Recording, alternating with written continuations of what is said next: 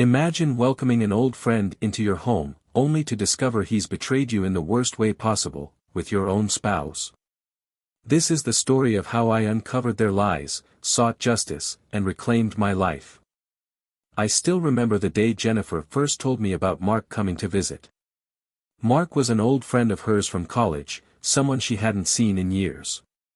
She said they'd reconnected over social media, exchanged a few messages, and that he'd be in town on business. When she suggested he stay with us, I didn't think much of it at the time. I mean, we were all adults, and having a friend over didn't seem like a big deal. Mark arrived on a Friday night. He seemed friendly enough, a bit overly charming, maybe, but nothing that struck me as out of place. Jennifer was her usual warm self, chatting with him about old memories, laughing at stories I'd heard 1,000 times before. They looked like they were catching up on lost time, and while a small part of me felt like a third wheel, I brushed it off. After all, this was a friend from her past. I trusted Jennifer. Over the next couple of days, though, I started noticing little things that didn't sit right with me. Jennifer seemed different. Not in a way that was obvious, but there was an air of excitement around her that felt new. She was paying extra attention to her appearance, small details like putting on makeup before breakfast or dressing up a bit more than usual for someone who usually lounged in her pajamas on weekends. At first, I told myself I was imagining things. But as the weekend went on, I couldn't help but feel a twinge of discomfort. I didn't want to be suspicious, and I kept reminding myself that this was just an old friend visiting. Still, there was something about the way she looked at him, the way they laughed together, that made me uneasy. That night, as I lay in bed beside her, I felt a weight in my chest that I couldn't shake. Saturday came, and I figured we'd have a low-key day. Mark had mentioned that he was tired from his business trip, so I assumed we'd just relax around the house. But Jennifer seemed unusually energized, eager to cook a big breakfast and chat with Mark in the kitchen while I stayed on the sidelines, nursing my coffee and observing. Throughout breakfast, I noticed how Jennifer was focusing her attention on Mark. She laughed at his jokes, maybe a bit too hard, and seemed completely absorbed in their conversation. When I tried to join in, she brushed off my comments or changed the subject to something they'd shared from college. It was subtle, but I couldn't shake the feeling of being left out in my own home. In the afternoon, Jennifer suggested they go for a walk around the neighborhood to show Mark the area. She casually invited me, but there was something half-hearted in her tone, as if she expected me to decline. Against my gut feeling, I told them to go ahead without me, saying I had a bit of work to catch up on. I watched them leave from the window, feeling an odd emptiness. Something about her eagerness bothered me, but I tried to silence my doubts. This was just an old friend. And yet, I couldn't ignore the discomfort settling in. It was that lingering suspicion, the unsettling way I felt like an outsider in my own home. When they returned about an hour later, laughing at some private joke, Jennifer seemed surprised to see me sitting in the living room. She quickly shifted her expression and asked if I'd managed to get my work done, but her voice sounded hollow, like she was going through the motions. I nodded, pretending to be absorbed in my laptop, but a storm of unease was building within me. That night, as we got ready for bed, I felt the distance between us like never before. Jennifer was unusually quiet, lost in thought, and when I asked her about it, she just shrugged and said she was tired. I lay there, staring at the ceiling, wondering if I was imagining it all. Sunday morning, I got up early and went to the kitchen, hoping to clear my head and shake off the strange feeling that had been eating at me all weekend. Jennifer and Mark were still asleep, so I took the quiet time to make coffee and plan the day. I told myself that once he left, everything would go back to normal. But as I waited for the coffee to brew, I noticed Jennifer's phone on the counter. She'd left it there overnight, which was unusual. Normally, her phone was either with her or charging on her nightstand. Curiosity got the best of me, and before I could stop myself, I picked it up. At first, I didn't plan on going through her messages. I just wanted to put it on the charger. But then the screen lit up with a notification, a message from Mark. My stomach twisted as I stared at his name. A voice in the back of my mind told me to put it down, to leave it alone. But my fingers moved almost on their own, opening the message. The words hit me like a punch to the gut. Last night was incredible. Can't wait until tonight. I felt the blood drain from my face. The messages were all there, laid out in a string of texts between them, with Mark telling her things he had no business saying to my wife. Messages about how much he'd missed her, how being with her felt like old times. And Jennifer, she hadn't just responded. She'd encouraged him, told him she felt the same, said things that made it clear this was far more than just friendship. I felt like the ground had been ripped out from under me. Every moment of the weekend flashed through my mind, the subtle looks, the private laughs, the strange distance. All of it suddenly made perfect sense. Just then, I heard footsteps coming down the hallway. I quickly put her phone back on the counter and turned my back, gripping the edge of the sink as I tried to steady my breathing. Jennifer came in, looking casual, her face lighting up with a smile. "Morning," she said, acting as if everything was perfectly normal. But I couldn't respond. My mind was racing, my chest tight, as I tried to hold back the anger boiling inside me. I needed a plan. I forced myself to return her smile, though every fiber of my being wanted to scream. "Morning," I managed to say, barely keeping my voice steady. She went about making breakfast, humming softly, completely unaware of the storm building inside me. I knew I couldn't confront her yet, not while Mark was still here. But seeing her so casual, so at ease, filled me with a cold fury I'd never felt before. As we sat at the table, the three of us going through the motions of a friendly breakfast, I felt like an outsider in my own life. Jennifer and Mark shared little looks, inside jokes, that I could now see in a different light. I clenched my jaw, silently observing, letting them believe that I was blissfully ignorant. But every glance, every laugh, was fuel on a fire I was barely containing. I knew I had to bide my time, to gather myself so I wouldn't lose control. And I didn't want Mark here when I confronted her. I wanted her to face what she'd done without the distraction, without any escape. After breakfast, Jennifer suggested that she and Mark take a day trip to a nearby town she wanted to show him. She tried to invite me along, but it was half-hearted. I could tell she didn't want me there, and that stung even more now that I knew the truth. "Actually, I've got some work to catch up on," I replied, masking my anger with a calm tone. "You two go ahead and enjoy yourselves." She seemed relieved, and they left soon after. As I watched them drive away, the reality of it all crashed over me. My wife, the woman I'd trusted with everything, was sneaking around with an old flame right under my roof. I spent the day thinking, planning, trying to decide how to handle this. Confronting her was inevitable, but I wanted to make sure I didn't let my emotions control me. She needed to understand the depth of the betrayal, to feel the weight of what she'd done. By the time they returned that evening, I'd made up my mind. I'd wait until Mark left for good, and then I'd confront her. I wanted her to be fully aware, without distractions or defenses.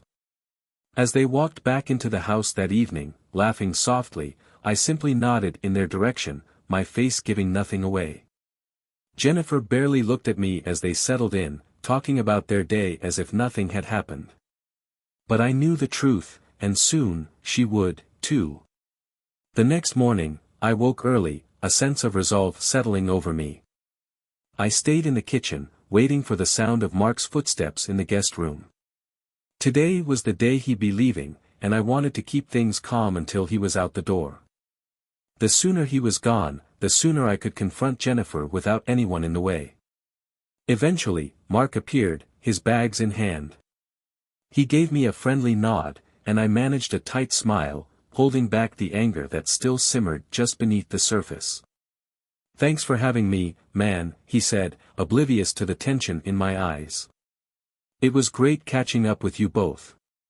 "Of course," I replied, my voice even. "Safe travels back." Jennifer was at the door, waving him off with a long hug that was just a bit too close, a bit too long. I looked away, holding on to my patience for just a few more minutes. When Mark's car finally pulled away, she closed the door, turning to me with a casual smile. "So," she said, "it's just us again." I took a deep breath, feeling the weight of everything I'd been holding back. "We need to talk," I said, my voice steady but cold. I saw her expression change, a flicker of confusion crossing her face. I didn't wait for her to respond. I walked into the living room, sitting down and gesturing for her to join me. She hesitated but eventually sat across from me, her face cautious. "What's this about?" she asked, trying to sound light-hearted, but there was an edge to her tone. I looked at her, the person I thought I knew, the person I'd trusted. "Jennifer," I started, my voice low, "do you have anything you want to tell me? Maybe about what's been going on this weekend?" Her face paled slightly, but she quickly composed herself. "What do you mean?" she replied, her voice tight. I reached for my phone, pulling up the text from Mark that I'd seen on her screen. I held it out to her, watching her eyes as she read it, watching the mask fall from her face. For a moment, she was silent, staring down at the message, her hands shaking. "Are you going to lie to me again?" I asked quietly. "Or are you finally going to tell me the truth?" She looked up, her expression a mixture of fear and shame. I can explain," she stammered, her voice barely above a whisper. "Explain?" I repeated, my voice hard. "Go ahead, Jennifer. I'm listening. Explain why you thought it was okay to bring an affair into our home, to betray me while I trusted you." She started to speak, her words tumbling out, but all I could feel was the cold reality of her betrayal. This was the moment everything had changed, the moment our life together had unraveled in a way that couldn't be undone. Jennifer's face crumpled as she fumbled for words. It just happened," she began, her voice shaking. "I didn't mean for it to go this far. Mark was just an old friend, and I don't know, it felt like we were reconnecting." She glanced away, her hands wringing together as she continued. "You're always so busy with work, and I felt alone." I clenched my fists, holding back the frustration that rose inside me. "Alone?" I replied, my voice low but firm. "So this is my fault. You felt alone, so you decided that inviting an old fling into our home, under the pretense of friendship, was somehow justified?" She shook her head, her eyes filling with tears.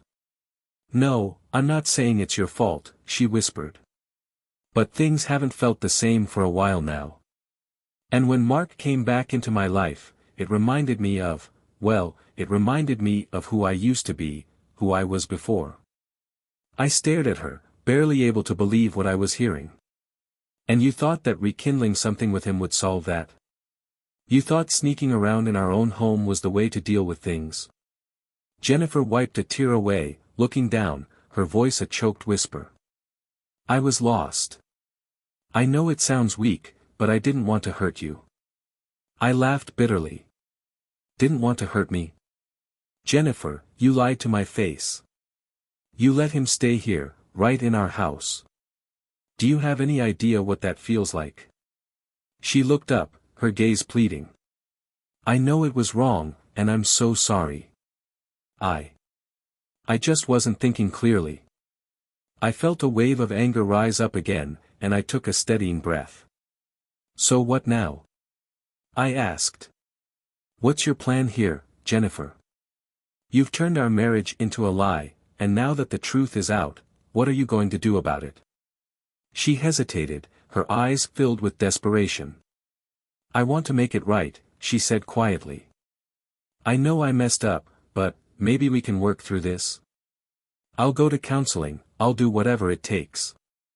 Just, don't throw everything away over a mistake." I stood up, looking down at her, feeling a strange sense of clarity. "You call this a mistake?" I said, shaking my head.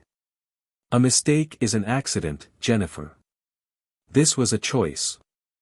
And right now, I don't know if there's anything left to work through." She started to cry, reaching out toward me, but I took a step back, the weight of her betrayal sinking in. "I need time to think," I said, turning away. "I can't even look at you right now." And with that, I walked out, leaving her to face the reality of what she'd done.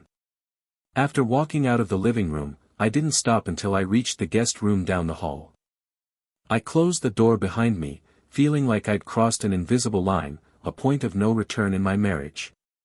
Everything felt surreal, as though I'd stepped outside my own life and was watching it fall apart from a distance. I sat on the edge of the bed, running through the events of the last few days in my mind. Her excuses echoed in my head. I felt alone, I was just reconnecting, it was a mistake. But I knew better.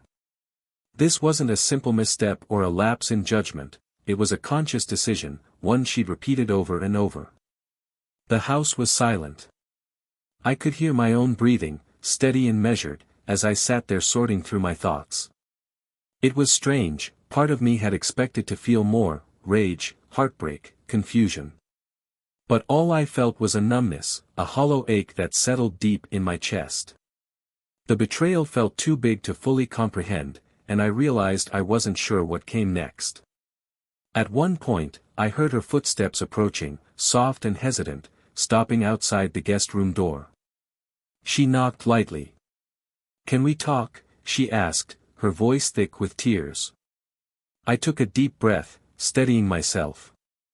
"Not now, Jennifer," I replied, not bothering to hide the exhaustion in my voice. I could hear her hesitate, and then, after a long pause, her footsteps retreated down the hall.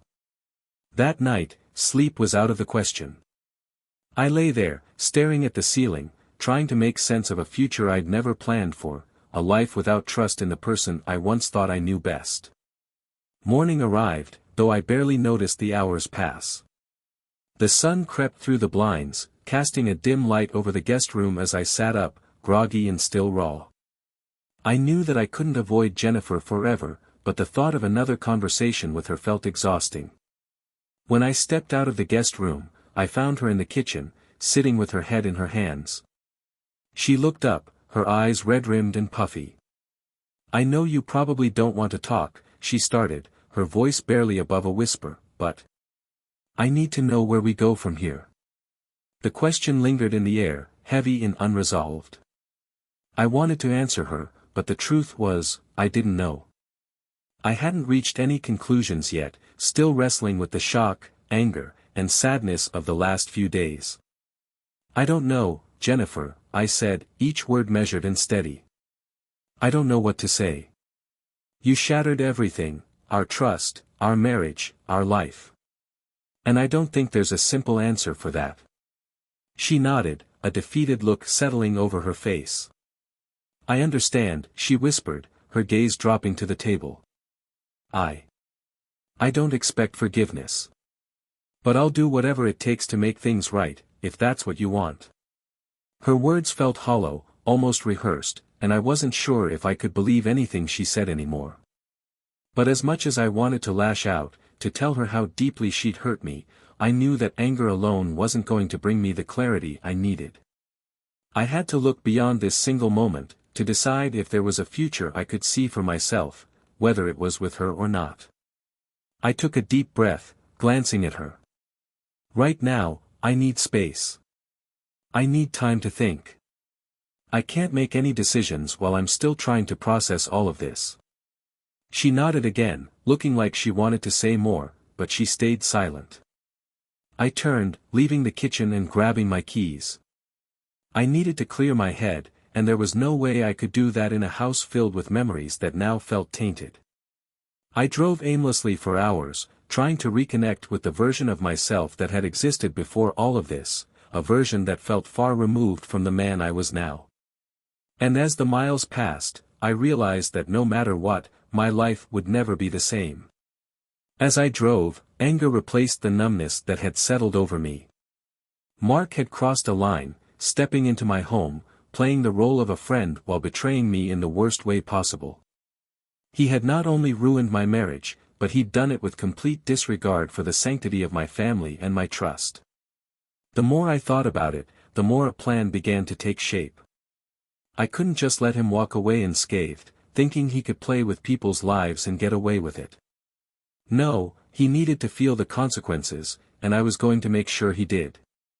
Mark worked as a consultant for several high-end clients. From what Jennifer had told me over the years, he prided himself on his professionalism and relied on his reputation to keep his clients loyal. He'd built a small but successful network, and his income was tied directly to the trust and respect he had within that network. I realized I could hit him where it hurt most: his career, his standing, his pride. The first step was simple: gather information. I'd seen enough in Jennifer's messages to know he wasn't above moral lapses, and I was certain this wasn't the first time he'd overstepped boundaries with a client's family member. With a little research, I found some of his other clients, reputable companies who would be appalled to know the truth about him.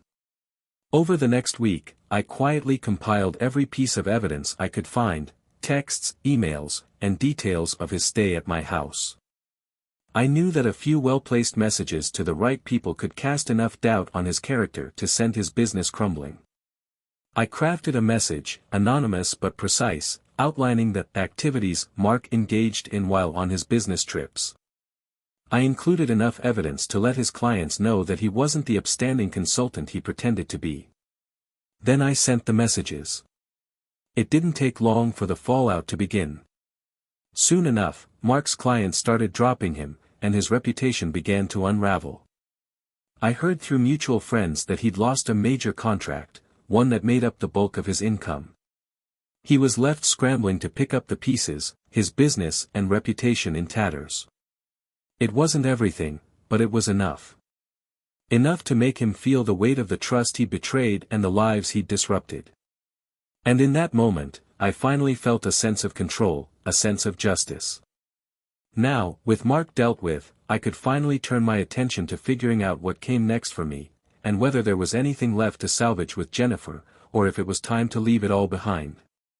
After seeing Mark face the consequences of his betrayal, I felt a strange sense of closure. The anger that had consumed me began to fade, replaced by a calm, steady realization: there was nothing left to save in my marriage.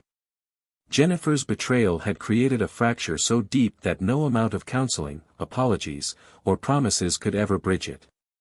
She hadn't just broken my trust, she'd broken the foundation of everything we'd built together. The following evening, I asked Jennifer to sit down with me. She looked anxious, probably sensing what was coming, but still, there was a flicker of hope in her eyes. Maybe she thought my silence over the past few days was me coming around, reconsidering. "Jennifer," I started, my voice even, "I've given this a lot of thought. I tried to imagine a future where I could forgive you, where we could somehow rebuild what we had. But I can't. I've realized that there's nothing left to save." Her face fell, and she immediately burst into tears, reaching out for my hand. "Please, don't say that," she whispered, her voice breaking. "I know I hurt you, I know I made a terrible mistake, but we can get through this. We can try again. I'll do anything." I pulled my hand back, keeping my gaze steady. "This isn't something we can just get through, Jennifer. What you did wasn't a mistake, it was a choice. And you made that choice over and over again, every time you looked me in the eyes and lied. There's no going back from that." She broke down completely, sobbing, clutching at anything she could reach, but I sat unmoved. My heart felt like it had turned to stone, and I knew that no amount of begging or promises would change how I felt. This decision was final. "But I love you," she pleaded, her voice barely a whisper. "You're my family, my life. I can't lose you." "You already lost me," I replied softly. "The moment you decided to betray me, you lost the person who would have done anything for you." The silence between us was thick and heavy, punctuated only by her quiet sobs. As much as her pain might have once affected me, now it barely registered. I was too hurt, too drained to feel anything more for her. My mind was focused on the future, on moving forward without the weight of this betrayal dragging me down. The next day, I began taking steps toward a fresh start. I called a lawyer, prepared to file for divorce, and started looking at places to live. I was done clinging to a life that had been built on lies. It was time to move on, to reclaim my happiness on my own terms. As for Jennifer, I knew she would have to face the consequences of her choices, just as Mark had. I felt a strange sense of relief, even a hint of peace. I was finally free to rebuild my life, and this time, I would do it without compromise. After our conversation, I couldn't shake the anger that simmered inside me. Watching Jennifer beg me to stay, seeing her desperation as she tried to salvage the marriage she had shattered, only fueled the resentment I felt. She wanted me to forgive and forget while she'd freely betrayed the trust that took years to build. The hypocrisy was infuriating. I realized that, just as Mark had learned the hard way, Jennifer needed to feel the consequences of her actions. She had to understand the depth of her betrayal, not just by losing me but by realizing how her choices would impact her own life. I wasn't interested in cruel revenge, but I knew that some justice needed to be served. She needed a wake-up call that would make her think twice before ever betraying someone close to her again. As the trial and divorce proceedings loomed closer, I decided to take one more step to ensure that she felt the weight of her decisions. I spoke to my lawyer and began gathering all the evidence I had, not only of her infidelity with Mark but of the numerous times she'd lied to cover up her actions. My goal wasn't just to end the marriage but to make it clear that she wouldn't be walking away from this without repercussions. We drafted a settlement proposal that was straightforward yet firm. My lawyer recommended a course of action that would favor me in terms of assets and liabilities, ensuring that Jennifer wouldn't gain anything more than what she legally deserved. If she fought back, I was prepared to reveal every piece of evidence I had gathered. I didn't want a drawn-out battle, but I wanted her to know that she couldn't manipulate her way out of this. Before filing, I called her one last time. "Jennifer, I've given you every opportunity to face this honestly," I said calmly. "But after everything you've done, I'm done being the one who bends." She was silent for a long time before responding, her voice barely above a whisper. "Please, can't we just come to some kind of understanding?" "This is the understanding," I replied. "You'll walk away with what's fair and no more. I've gathered everything, every lie, every betrayal, and if this goes to court, it will all come to light. I trusted you, Jennifer, and this is what I get in return. So now, it's my turn." She tried to argue, but I ended the call, feeling a sense of finality. The divorce would proceed, and she'd feel the sting of her own choices. In the end, this was more than just revenge. It was justice. After that call, something in me shifted. It was as if a weight had lifted, knowing that I'd done everything I could to secure a fair outcome, and to hold Jennifer accountable for her betrayal. My anger felt purposeful, like I'd finally reclaimed control over my own life, over the narrative she had twisted. I wasn't just walking away, I was standing up for the life and values she had trampled on.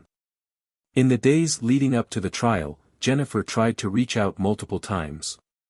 She left long, rambling voicemails, and sent messages begging for another chance, her words full of remorse.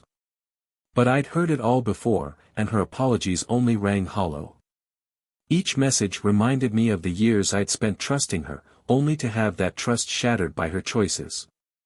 At one point, she even came to the house, knocking on the door, her face tear-streaked as she pleaded with me to reconsider.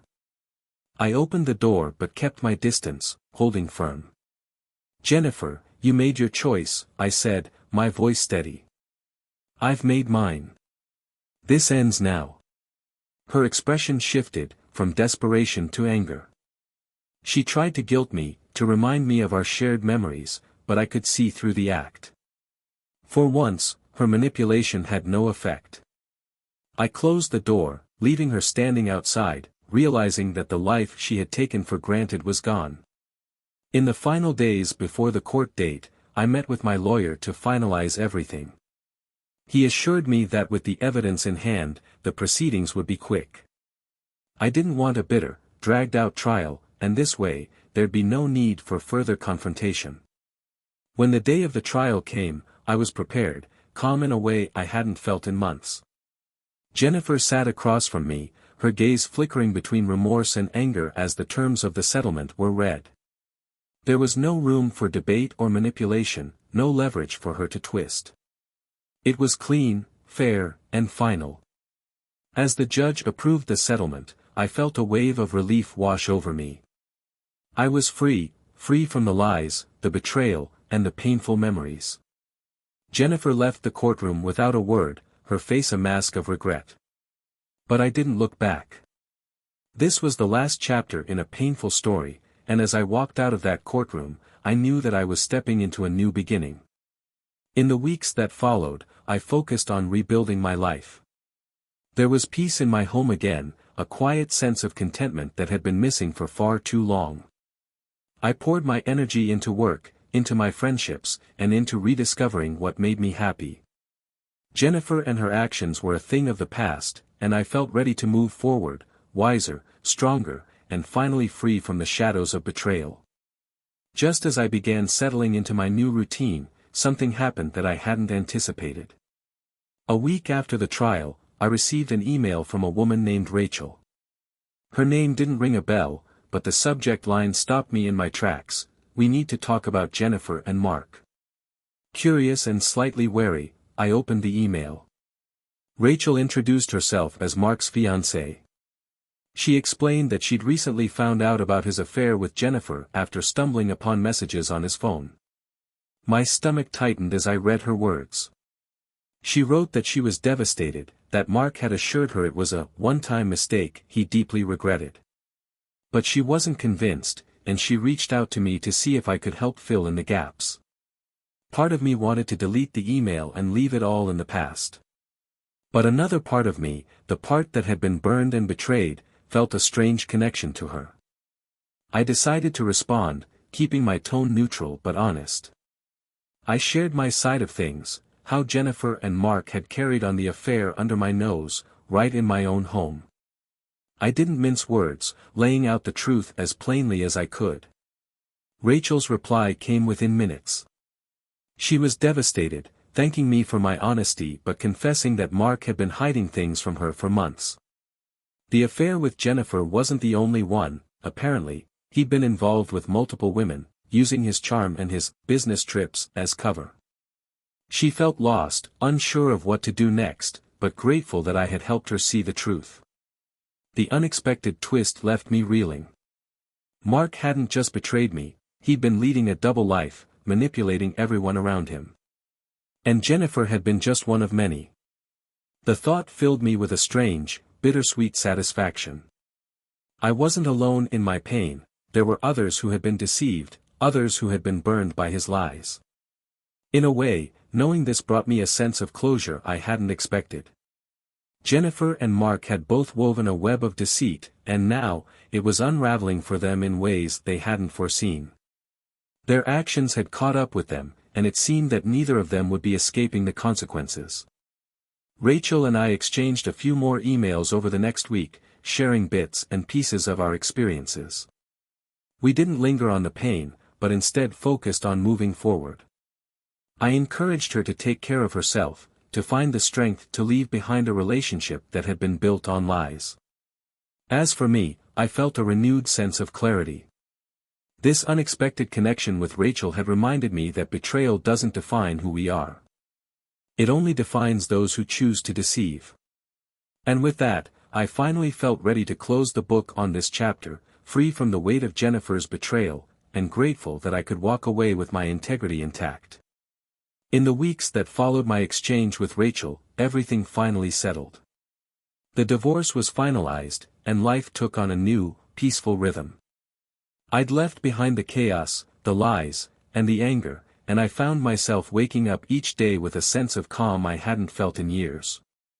Jennifer tried reaching out a couple more times, sending messages asking for closure, or saying she wanted to explain herself. But I didn't see the point. She'd shown me who she truly was, and I was done letting her explanations or excuses cloud my future. I'd finally accepted that she was a part of my past, not my present, and definitely not my future.